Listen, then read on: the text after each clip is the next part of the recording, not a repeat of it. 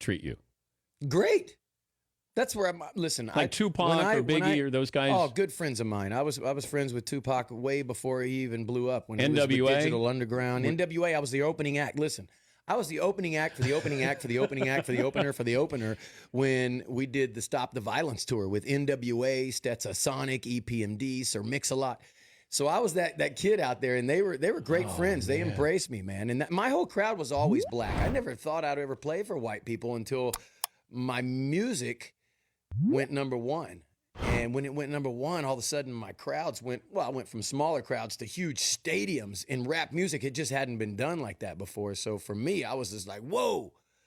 And here I am on tour now with, I think it was MC Hammer, and it's just gone mainstream. And it was us because it was my record that was first rap record to go number one. So it was pretty phenomenal how it just, we brought it kind of out of the hood and into the mainstream. The importance of video to that number one hit was what? Well, Ice Ice Baby came out. Yeah. I was 16 years old when I wrote that song, and it didn't really come out for 3 years later. We didn't have enough money to buy a video, so I had to borrow some money to make the video, and we just, kind of scrounged it together and put it out. It became the number one video on MTV ever, probably the cheapest video ever played on MTV. But it was an amazing phenomenon, and when the Ninja Rap came out is when it really set in and put the concrete in. Because everybody, like you and I, grew up to the Ninja Turtles, but everybody today is growing up to them. It's huge. It's bigger than, you would never think Star Wars would be topped or Star Trek would be topped because, being us, we kind of grew up to that, and that's like the big phenomenon. Well, Ninja Turtles has tripled, both of those together combined. It's amazing. They have a whole row, when you go into the department stores or whatever, you go in there and you see Ninja Turtle aisle. It's crazy how big it's gotten. Well, how big? Give people an idea of how big you were at the peak of your career. 160 million records and still selling. My record that was released 20-something years ago, I with To the Extreme, every year has sold over 2-3 million copies every year. Still, since it's coming out, just this year alone is already probably 3 or 4 million. It's crazy phenomenon to the point where most rappers that everybody think is big in America, there's another step. It's called the world. And I never thought that rap music would leave America. And all of a sudden I'm playing in Russia, China. I've played in Muslim countries. And I mean, it's crazy where it'll take you. And the people don't even speak English. And then I get letters and stuff back talking about, I learned to speak English on your music. By the way, what is a gauge in a 9? And did you solve the problem? Yeah, what was the problem that you were supposed to solve? Any problem. It's just being positive. If there's a problem, solve it. When I saw this clip a while ago, because y'all know I keep the clips and I film them later, I thought one thing. As I just watched it right now, I was looking at him and I'm just like, I'm not about to talk about this dude. Because Vanilla Ice represented everything that was wrong with mainstream music at the time. They were taking something, like he said, out of the hood and taking it to the mainstream. They were trying to make him the white MC Hammer. It was culture vulture at its finest, at an extremely high level. But then I got out of my own way and I got out of my own ego. And I remember how young I was when Vanilla Ice was on the scene. I was like 6 or 7. And I remember how massive it was. And it was this massive because of a lot of things he said in his video that, once again, regardless of how you feel about the person and what they've been through or what they do, you can still learn from them. I thought I would never say this in my life. There's 3 things that every artist can learn from Vanilla Ice. That is a quote. We need to keep that. And I'm going to break down these 3 things right here in this video. So stay locked in if you want to get that, because this is stuff that can help every single artist out there. Before you do that, hit like, hit share, comment, save, subscribe. Watch this entire video and make sure you watch another video on YouTube so we can keep that session time running up. My ducks, my swans, welcome to the pond.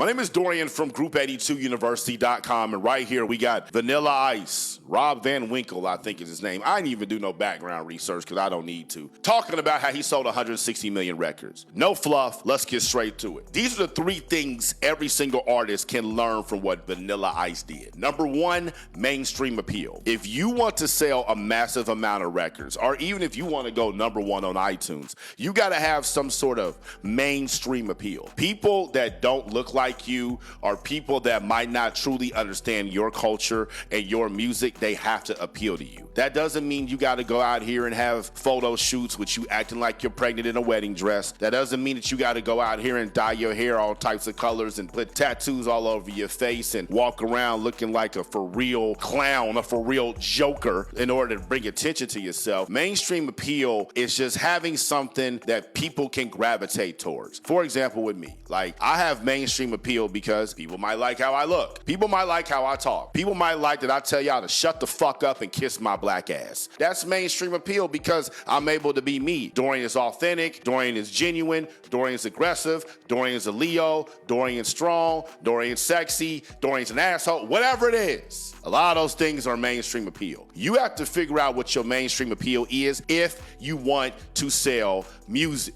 You have to find a way to translate the intricacies of your culture and your content and what you're about through your art form for other people's consumption. And if you can't figure that out, you're not going to sell massive amounts of records. Drake has figured out his mainstream appeal. When he came out, he was going to be the rapper that women could listen to no matter what they're going through. And here we are, 12 years, 13 years later, whatever it is, and he's still doing the same thing. J. Cole's mainstream appeal for everybody who went to college and took out student loans, trying to figure their life out in their career. Kendrick Lamar's mainstream appeal. I grew up in Compton, but I have an entirely different perspective because I'm not in the gang, but I am gang affiliated, and I'm gonna tell y'all what I saw. Mainstream appeal. What's your mainstream appeal? If you're an artist and you're watching me right now, I want you to write in the comments what your mainstream appeal is. If you're in my class how to market your music on social media, you better know this because we talk about this in the very first game of the class. So I want to know who's been paying attention, who's been doing the work inside the class. Write what your mainstream appeal is right now. Number 2 reason that Vanilla Ice was able to sell 160 million records. Cosigns can take your records from here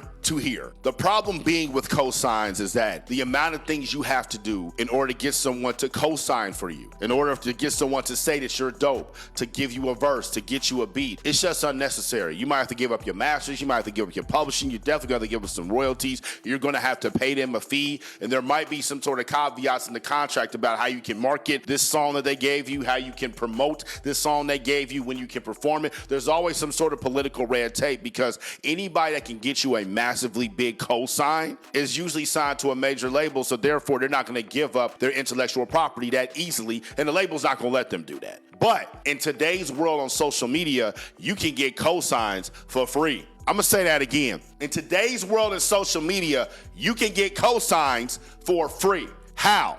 You're looking at it. Did I pay Vanilla Ice for this video? Did I pay Dan Patrick for this video? Did I have to go to New York or wherever Dan Patrick's located and sit there and talk to him and make sure Vanilla Ice was ready after he did this and said, I didn't have to do any of that. I did nothing. I watched the clip, I put it on here, and I'm giving my opinion about it. This is a cosign. Anyone's interested in Vanilla Ice, which there are people that still search for it, go check the search volume, they're gonna watch this. Anybody's interested in the music industry, they're gonna watch this. And my entire channel is set up like that right now. Whether it's Vanilla Ice, 50 Cent, Dr. Dre, Ice Cube, Jay-Z, Drake, J. Cole, it doesn't matter. I have videos on all of them. I'm using their marketing to bring attention to myself with the cosign, like Ice Cube did with the Big Three in the NBA. Well, how did Vanilla Ice do this? The cosign was the damn Ninja Turtles. I know y'all don't understand that, but listen, coming from somebody who loved nothing more in the world at one point in his life than the Ninja Turtles and my nigga Michelangelo, I'm telling you right now, there was nothing bigger. And when he got on Ninja Turtles 2, the movie, The Secret of the Ooze, and he did the Go Ninja, Go Ninja, Go, that shit was rocking.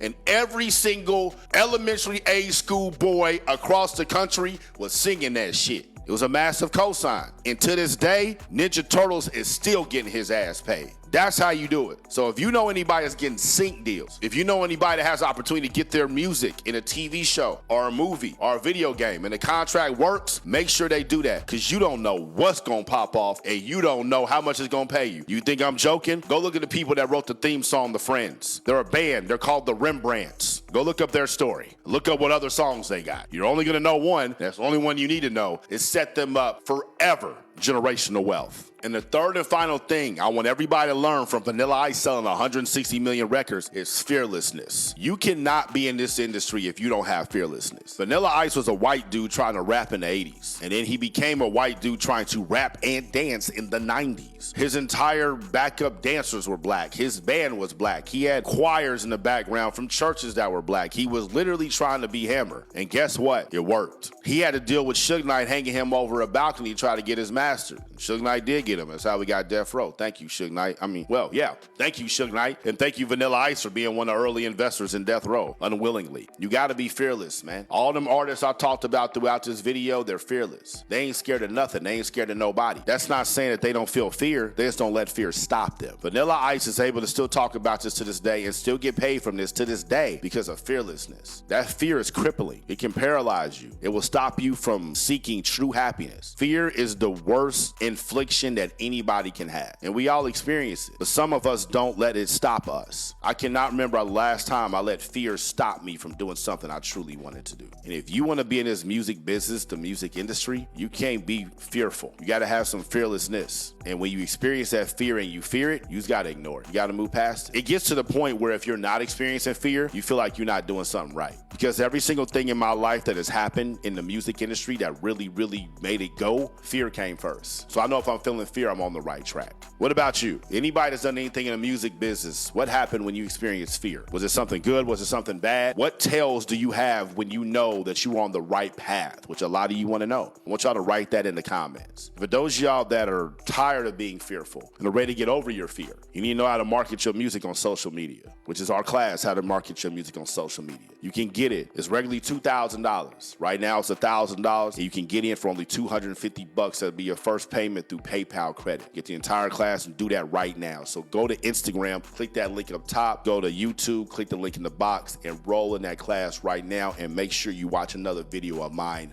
right now. I'm out the pond. Y'all stay true.